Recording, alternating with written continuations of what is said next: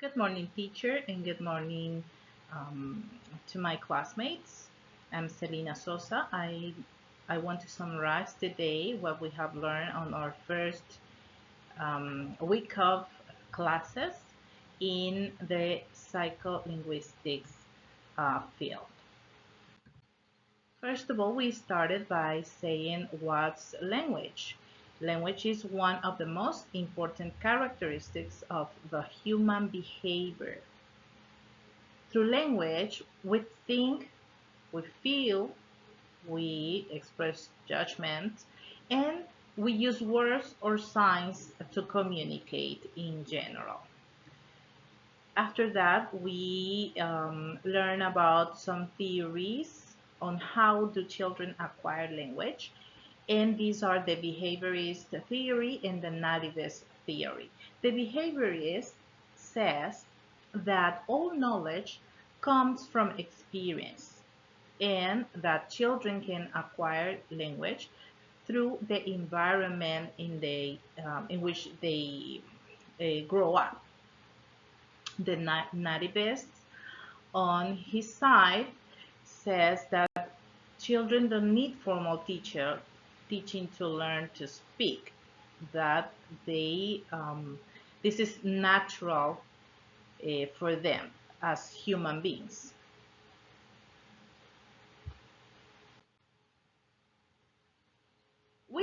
We talked about the nature of language. Also, we said that language is learned. That means that it's not something that um, we can make as naturally as walking, as mechanically as walking or crawling, that we have to work, that we have to learn and work into this learning. Language is arbitrary because the meaning that human beings have assigned to the words um, was not done by something else. It was assigned by the people that needed to use or to refer to an object, for example. So this arbitrary allowed to assign a name to a certain object. Language is also rule governed. That means that we have a lot of rules in every language to work, to know how to make things, to know how to produce, to talk, to write in that language. Um, Language is also subjective. That means that we have a denotative meaning of words and a connotative meaning of words. The denotative meaning is the exact meaning that somebody assigned to that word, and that is a convention that is written in a dictionary. And the denotative, um, the connotative meaning is the one that is assigned by the speaker um, through a context. Through a context. The culture specific of the language means that language was born in or is born in a culture, into a culture. So this culture, the people that belong to the culture, assign meaning to the ideas, to the words that they need to express. We also say that language is species specific because it's a gift that is given only to human beings. Only human beings can talk. We also say that language is a species uniform because human children are the ones that can acquire a language, any language, natively, depending on that they are provided with the right environment. Language is a system of systems. That means that as language is a system, it combines another subsystems into itself. And we say that language is a system of symbols because through symbols we can form words. The symbols are the letters, right? And through these letters, through the combination of these letters, we can form words, and through the combination of certain words, we can communicate. When we said that language is rule governed, we meant that there are lots and lots of rules in any language. These rules of the language are the syntactic rules, the phonological rules, and the semantic rules. The syntactic rules are in charge of the order, of giving an order to words into a sentence. The phonological rules are in charge of the sound that the letters or the words produce. And the semantic rules are in charge of the meanings of the words in the context that they are used. There are several factors that intervene in the producing in the communication, in the use of a language.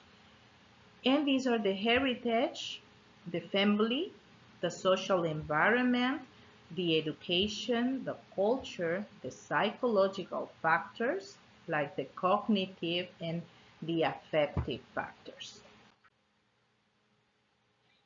We have two areas of the study to learn how humans produce language and how humans understand and acquire language. This is the language comprehension, that is the capacity of human beings to understand what's spoken and written. That includes the skills and processes and capacities, also the knowledge and disposition we use to drive meaning from spoken to written and into sign language also. Another area is the language production. This is the human capacity of producing a spoken and written language. It describes the stages between having a concept and translating it into linguistic forms. The stages also have the conceptualizing of a thought, after that the formulating of a linguistic plan, and finally the articulation of this plan. We also learn about psycholinguistics. And what is psycholinguistics? We can divide this big word into these two words that are psychology, which is the study of the mind, and linguistics, that is the study of the language, and they combine form psycholinguistics. And what is psycholinguistics? Is the study of the psychological and neurobiological factors that enable humans to acquire, use, and understand language. Psycholinguistics have three main branches: the language processing, the language acquisition, and neurolinguistics that we are going to see right now. The language processing is a complex area of psycholinguistics that is interested in understanding how the mind processes, comprehends, and produces the language. It has two areas of interest: the speech production and the comprehension. Now, what is the language acquisition? This is the process of acquiring a language in all its levels: the grammar, the phonological, and the syntactic. It has three areas of interest: the acquisition studies, the strategies of the language acquisition, and the phases of the language acquisition. And finally, neurolinguistics. This is the study of how the language is represented in the human brain. How does the language works into the human brain? Um, so, in this way, they study the central nervous system by its acronym CNS. It studies also the brain centers where language happens in the brain. It happens in the left hemisphere. That is where language is located.